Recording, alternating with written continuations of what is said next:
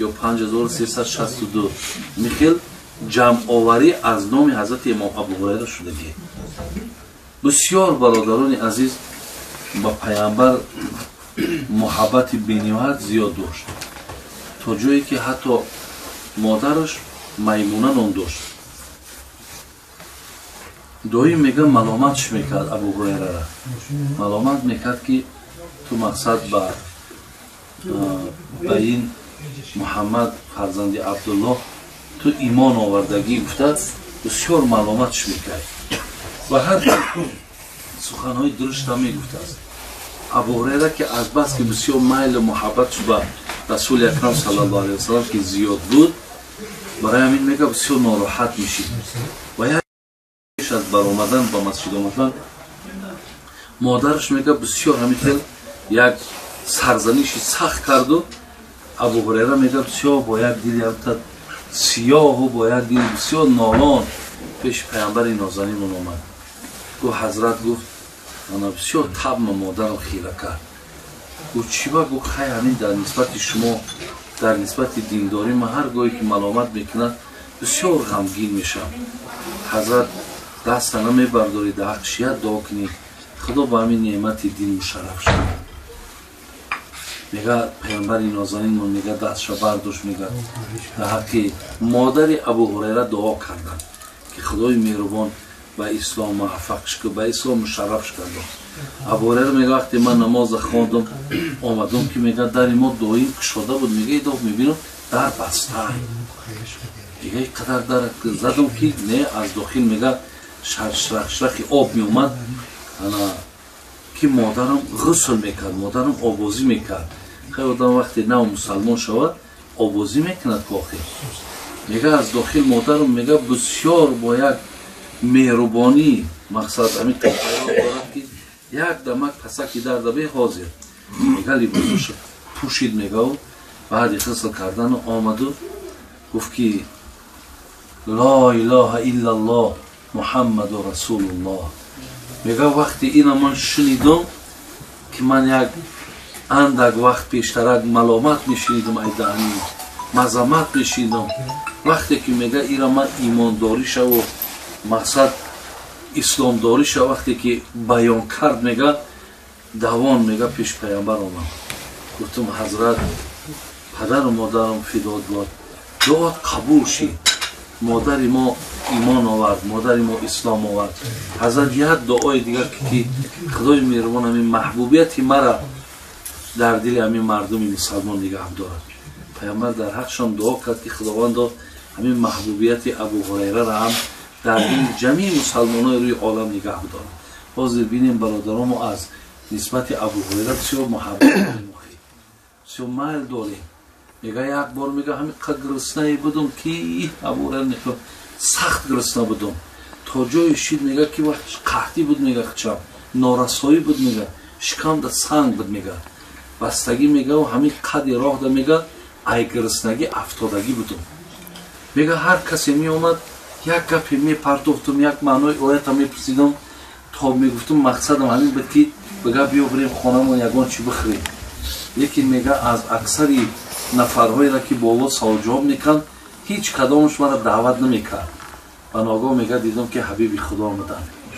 میگه راستش داد آمدم مرا وقتی احوال ما دید گفت ابو هریره گفت همراه ما میری. میگه آورد خانهش، میگه شیر آوردن، میگه شیر میگه وقتی که آورد پیشم پرسید شیر از کجا آمد؟ من از فلان خانه آمد. میگه رسول اکرم صلی الله علیه وسلم انگوش میگه در این شیر انداخت و بعد از آن میگه گفت که برای اصحاب صوفه را فیراد کرد. اصلا یا اهل صوفه بودن. ابو هریره هم یک توده نفرهایی بودن که در همون بگیم نزدیک روضه پیامبر ما میشیشتن و همیشه کارشون ذکر گفتن بود، فقط مشغولیت همین بود. میگه بعدیلم ابو هریره میگه بعدیلم ناز ندیدم که او را فیراد کنم، برای خودم گرسنه بودم، خودم احتیاجی به شیر داشتم، گفتم اول خودم می نوشیدم بعد او را می آوردم. بعد میگه رفتم آوردم، نفر زیاد بود. میگه وقتی هر کدامش میگه می نوشید اوش را میداد بنوش، بنوش بنوش. میگه یک ظرف نوشیدن همه میگه سیر کرد. اخیر آورد میگه من داد گفت بنوش. میگه نوشیدم. باز تکرار کرد بنوش نوشیدم. سیم بار بود. بعد میگه گفتم حضرت دیگه جا نماند برای نوشیدن شیر. میگه بعدا خودش نوشید. یعنی ببینید چقدر مثال در نسبت ابو هریره و در نسبت اصحابش بگیم و تو پیامبر که بسیار یعنی میل و محبت و بسیار احترام کلان داشت، ولی ابو هریره برادران عزیز این نفرهایی بود که با پیامبر هم بنیاد میل اخلاص زیاد داشت. حتی وقتی همون آخرش دهم و جنازه همین مادرمون عایشه را هم همین ابو هریره خواندگیه. حتی جنازه مادرمون عایشه را هم حضرت امام ابو هریره خواندگی است. خلاص در گرد همین اصحاب پیامبر برادرای عزیز اگه مقصد من چی بود که در اطراف همینا کم کمک هم باشد معلومات داشتن در کاره. باید که ما در گرد اصحاب پیامبر معلومات داشته باشیم و اگر در گرد اینا معلومات نداشته باشیم بعدا ماها درک کردن نمیتونیم که یعنی محبت معنای محبت بعد محبت رسیدن ماها برادرها بعد نمیتونیم جدا کردن نمیتونیم. ولی همین عبدالله ابن زبیر این بچه حضرت اسماء بود و این بگیم که خود اسماء باشه. این دختر ابوبکر صدیق بود.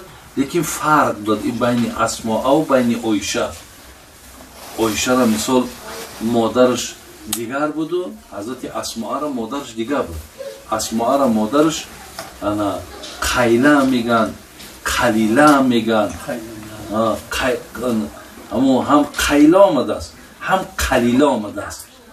قلیله ابن عبدالعزا ایراد مادری مقصد اسماء را میگن. این ایمان نیاورد. وقتی ایمان که نیاورد ابوبکر صدیق مقصد طلاقش کرد. این اسماء همین مادری عبدالله ابن زبیر. اسماء خودش زن حضرت زبیر بود ابن عوام. وقتی که همین عبدالله ابن زبیر میگه پیامبر اون هیجامه کردن از خونشون میگه. بعد ظرف داد میگه دادش گفت مقصد زبیر همین عبدالله را داد که بر گفت در یک جای پنهانش که بریزش گفت خونه. میگه حضرت دیگر طاقتش بگیم که هیچ دلش برداشت نکرد که خونه در یگان جا برای بریزه. میگه خود دم کشید خودش تا خونه خورد و آمد نزد رسول اکرم صلی الله علیه و سلم.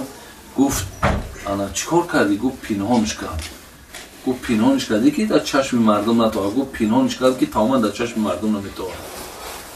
گفت حضرت من نوشیدمش خونه نوشیدم. مقصد پیامبر گرامی مقصد انا چیزی نگفتن.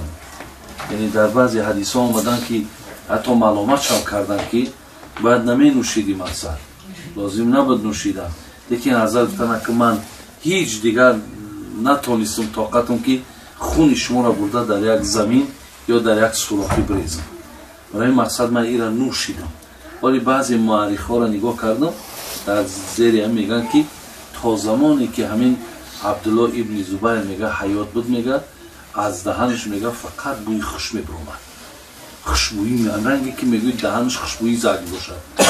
دائم مقصد همین از دهنش میگه بوی خوش میبرومد. خدای مهربان خودمون را بخیر کنه، ایمانمون را با سلامت نگه بداره.